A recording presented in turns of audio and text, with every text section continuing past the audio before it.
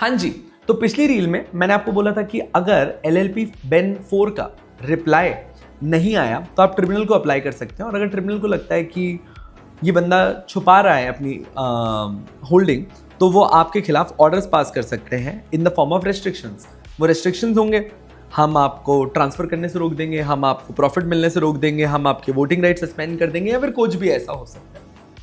आपने कहा ठीक है भैया। लास्टली, SBO रूल्स कुछ लोगों के ऊपर लागू नहीं होते हैं। सर, ये कौन लोग हैं जिनके ऊपर SBO रूल्स लागू नहीं होते? आपा तो आपा, दुनिया रा पापा।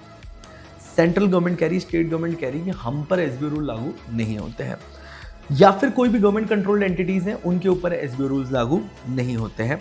कोई भी सेबी रिलेटेड एंटिटीज हैं उन पर ये रूल लागू नहीं होते। आपने कभी इन पर क्यों नहीं लागू होते?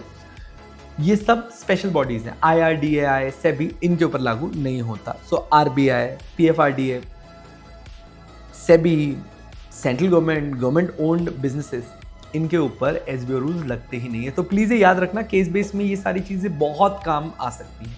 सो I hope you are very clear with this. अच्छा, इसके बाद नेक्स्ट चीज जो मुझे बहुत अच्छी लगती है वो कंपाउंडिंग है। दोस्तों, कंपाउंडिंग के अंदर क्या है याद रखना, कंपाउंडिंग का मतलब है जब आप कोर्ट के सामने जाकर एक्सेप्ट कर लेते हैं कि हाँ भाई मुझसे गलती हुई है, बस एक ही बार में एट वंस केस खत्म करो। सी, कंपाउंडिंग में एक चीज याद रखना, हो सकता है कि जो कोर्ट है वो आपके ऊपर कम फाइन लगाए, but then they have the power to impose the maximum penalty as well. आप कंपाउंडिंग में माफी मांग रहे, इसका ये मतलब नहीं है कि मैं माफ कर दूं, मैं केस जल्दी खत्म कर सकता हूं पर शायद आप पर पूरी पेनल्टी लगा दूं। बट हाँ, एक वादा करता हूं, मिनिमम फाइन से कम नहीं लगाऊंगा, मैक्सिमम फाइन से ज्यादा नहीं लगाऊंगा। That is very clear. देखो, कंपाउंडिंग में आप माफी मांग रहे हो कि आप अगली बार ऐसा नहीं करोगे, ये गलती हो गई, पर अगर आप बार बार यही कर रहे हो तो फिर तो ये आदत कहलाएगी।